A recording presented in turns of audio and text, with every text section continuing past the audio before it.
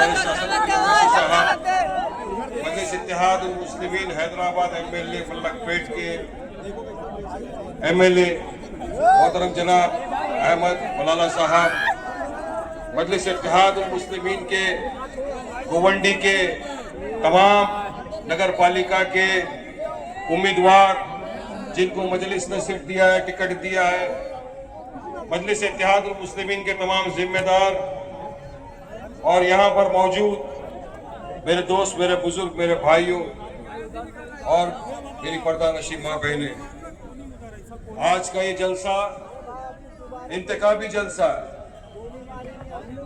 महाराष्ट्र में मुंबई में महानगर पालिका का चुनाव है। 15 तारीख को 15 जनवरी के दिन पोलिंग होनी है और जिस तरह से मुख्तलिफ सियासत पार्टियों ने अपने अपने उम्मीदवारों को ठहराया है, इसी तरह मजलिस इत्तेहाद उल मुस्लिमीन ने आपके अपने गोवंडी से पढ़े लिखे, नया फ्रेम, नया फोटो, बेदाग, साफ छवि, क्लीन इमेज, दिलशेर, इंटेलिजेंट ऐसे लोगों को उम्मीदवारी दी है। क्योंकि दूसरी तरफ तो आपको मालूम है कौन कौन कारोबारी है, नशे का, गटर का, टप्पर का, बम्पर का, या पढ़े लिखे पूरे के पूरे उम्मीदवार मजलिस इत्तेहाद उल मुस्लिमीन ने आपके बीच उतारे हैं। सबसे पहले मैं अपनी जानिब से तमाम गोवंडी की आवाम का शुक्रिया अदा करना चाहूंगा कि पिछली मर्तबा जो एमएलए का चुनाव आया था उसमें आपने भरपूर दुआओं से, मोहब्बतों से, वोटों से नवाजा और मजलिस इत्तेहाद उल मुस्लिमीन को, अतीक सर को 42,000 वोट दिए। पहली बहुत बड़ी बात है ये। थोड़े से और वोट मिल गए होते तो साइकिल तो अल्हम्दुलिल्लाह पंक्चर हो जाती। लाइट टोपी का तो गेम बच गया था भाई, बच गया था गेम। तो बचा कुछ है, इंशाअल्लाह ताला इस बार सूद समेत पूरा बजा डालेंगे। करना है इस टाइम गेम, हराना लाइट टोपी को, तो फिर आना पड़ेगा असद ओवैसी साहब के साथ। देंगे ना साथ मजलिस का इंशाअल्लाह। मुझे यकीन है कि आज जो ये सरों का समंदर यहाँ जमा हुआ है, ये देखकर लाल टोपी नहीं, पंजाड़ी, घड़ी, तीर, कमान, सबकी हवा टाइट हो गई है। नींद हराम कर दिया तुम लोगों ने आज सबकी। आज मजलिस इत्तेहाद उल मुस्लिमीन ने महाराष्ट्र के अंदर महानगर पालिका का चुनाव का बिगुल अल्हम्दुलिल्लाह गोवंडी से बजा दिया और ये बिगुल का आवाज जहां जहां जाएगा वहां सबके तंबू में घबराहट स्टार्ट स्टार्ट स्टार्ट।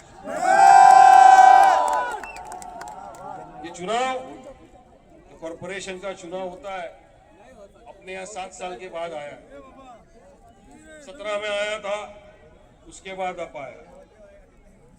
ये चुनाव वोट के चुनाव होते हैं। बेसिक एम्यूनिटीज, सिविक एम्यूनिटीज जिसको बोला जाता है, गली नाले, गटर, साफ सफाई, ये तमाम मुद्दों के लिए ये कॉरपोरेशन चुनाव है। मगर यकीन मानिए 20 साल बेमिसाल नहीं, 20 साल बर्बाद जो किया है जिन्होंने, उन्होंने गोवंडी के लिए एक भी मुद्दे के ऊपर काम नहीं किया। एक भी किया है क्या मुद्दे पे काम? बताओ। साफ सफाई है क्या गोवंडी में? बातें बड़ी बड़ी, काम जीरो, काम जीरो। आज मुंबई में, महाराष्ट्र में किसी को भी पूछ लो कि मुंबई के अंदर सबसे बड़ा नशे का अड्डा कहाँ है, बिना सोचे बोल देते गोवंडी। सबको पता है। कारोबारी इन्हीं के साथ मिले हुए वही तो खड़ा हो गए हैं चुनाव में, तो उनको क्यों खत्म करेंगे?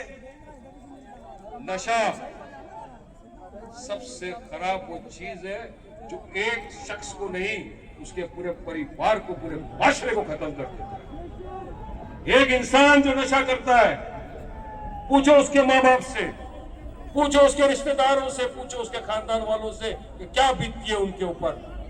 खत्म कर देता नशा पूरी तरह। और इन लोगों ने नशा खत्म करने के लिए कभी कोई मुहिम नहीं चलाई। मैं जानता हूं कि नशा कितना खतरनाक है। क्यों वजह भी बता रहा हूं आपको। एक बात और बताना चाहूंगा आपके सामने।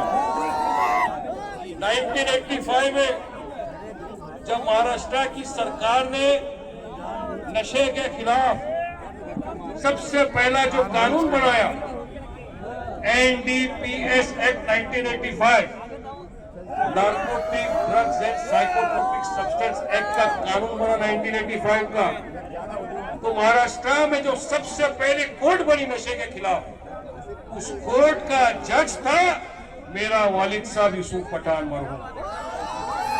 मेरे वालिद थे, गूगल में सर्च कर लेना। मैं तो बहुत छोटा था, स्कूल की बात कर रहा हूं मैं आपको बता रहा हूं।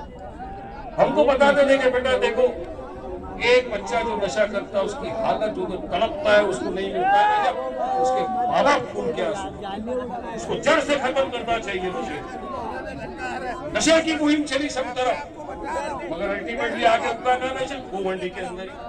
क्योंकि यहाँ जिनको गोवंडी की आवाम ने वोटों से नवाजा, उन्होंने कहा मुझे कुछ लेना देना नहीं, वोट मिल गया, अपना काम बनता, भाग न जाएगा।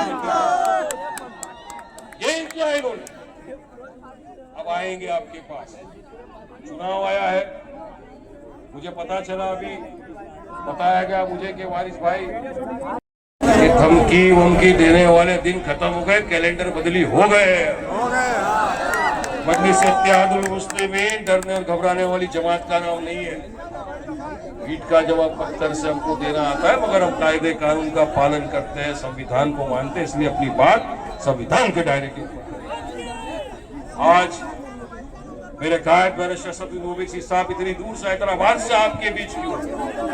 एक अरमान लेकर आए, एक उम्मीद लेकर आए कि जिस तरह से हैदराबाद के अंदर हमने काम किया है, स्कूलों का, अस्पतालों का, आप चलिए कभी, मैं जानता हूँ यहाँ के काफी लोग तो वहां जाकर आए हुए भी, उन्होंने देखा होगा Owaisi school of excellence, Asra hospital, काफी सारी स्कूलें जहां पर आप देखिए किस तरह का काम होता है।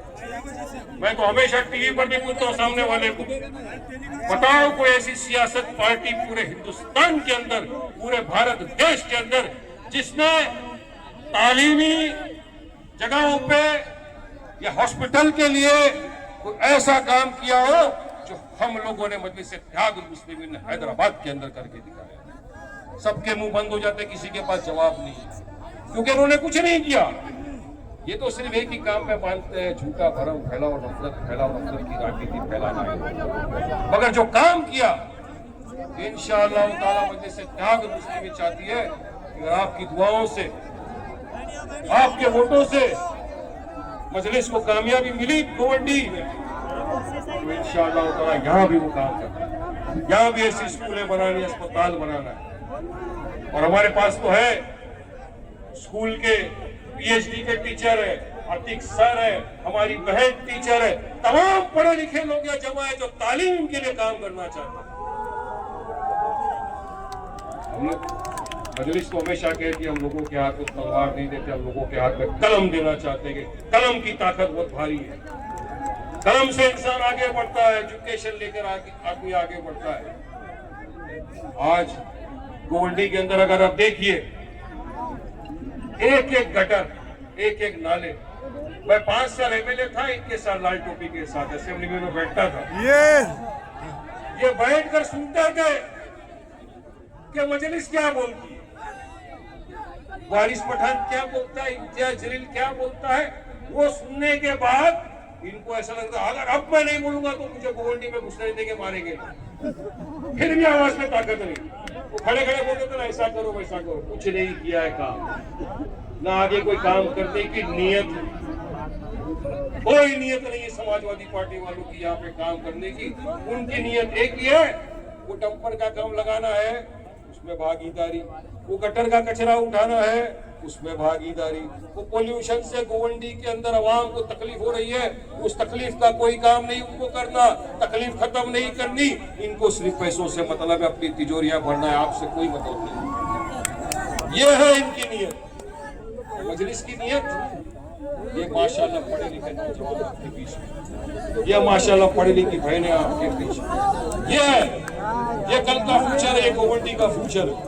और फैसला आपको करना है, क्या आप ऐसे लोगों के साथ जाना पसंद करोगे जो सिर्फ और सिर्फ खुद की जेब भरना चाहते हैं आप, या ऐसों के साथ जाना पसंद करोगे जो आपके साथ कांधे से कांधा मिलाकर गोवंडी का विकास कराना चाहते हैं? फैसला आपको करना पड़ेगा, क्योंकि भाइयों वक्त बहुत कम है। इतने बरस हम देखते रहे, क्योंकि कोई ऑप्शन नहीं मिल रहा था ज्यादा हमारे लिए। तो एक तरफ ये महाविकास जो बना था, शिवसेना, उद्धव ठाकरे, अबू आसिम, वासिम, समाजवादी सब, दूसरी तरफ ये बीजेपी, ये अजीत दादा, ये पूरी गैंग। हम तन्हा दिल तन्हा सफर, क्योंकि पूरों के ऊपर भारी है ना, पूरे पार्लियामेंट में भारी है ना। पूरे पार्लियामेंट के अंदर जो एक बार खड़े हो जाता है, मेरा सदर बोलता है तो सब ठंडे पड़ जाते हैं। तुम बच्चे हो।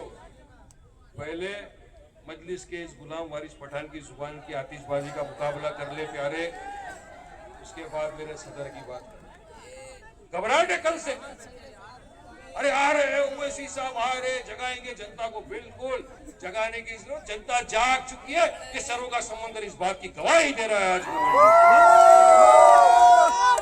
हमको हमारे आने वाले नस्ल को बचाना, हमको गोवंडी में विकास करना, हमको ये जो नाले बह रहे हैं, जो साफ सफाई नहीं करते, इन नालों का काम करना है। जो स्कूलें नहीं बनी है बीएमसी की, हमको उन स्कूलों की तरफ ध्यान देना है, स्कूलें बनाना है, ताकि हमारे आने वाले बच्चे पढ़े। अगर हमको ये करना है, हमको मजलिस इत्तेहाद मुस्लिमीन का साथ देना। और साथ कैसा देंगे आप? संविधान ने आपको सबसे बड़ा अधिकार दिया है, राइट टू वोट। वोट का जो अधिकार है आपके पास, वो संविधान ने सबसे बड़ा अधिकार दिया, डॉक्टर बाबा साहब अम्बेडकर की बनाई हुई संविधान। उस वोट का आपको अधिकार इस्तेमाल करना। 15 जनवरी के दिन आप तमाम को उतर के आना है, बड़ी तादाद के अंदर। जहां जहां मजलिस इत्तेहाद मुस्लिमीन के उम्मीदवार खड़े हैं पूरी गोवंडी के, उनको अपने वोटों से वोट दो। जैसा वोट के परसेंटेज कम होते हैं, उसका फायदा इनको। और इतने सारे उम्मीदवार खड़े हो गए हैं, जितने भी है कि आ रहे प्रवक्ता भी बाहर से, तो ऐसा लग रहा है कि वो किसी और से लड़ाई लड़ने नहीं आ रहे, सिर्फ मजलिस से लड़ाई चलने के लिए आ रहे। अच्छा, ये डर और घबराहट होना भी चाहिए। डर घबराहट अच्छा है, डरो। आवाम जब जागती है ना, आवाम सोचती है कि मुझे मेरे बच्चों का मुस्तकबिल संवारना है, मुझे मेरे हल्के के अंदर काम कराना है, मुझे मेरे हल्के का विकास करना है। यकीन मानिए, आवाम में वो ताकत है कि अच्छे अच्छे को कुर्सी से उठा के फेंक सकती है पलट के जमीन पर।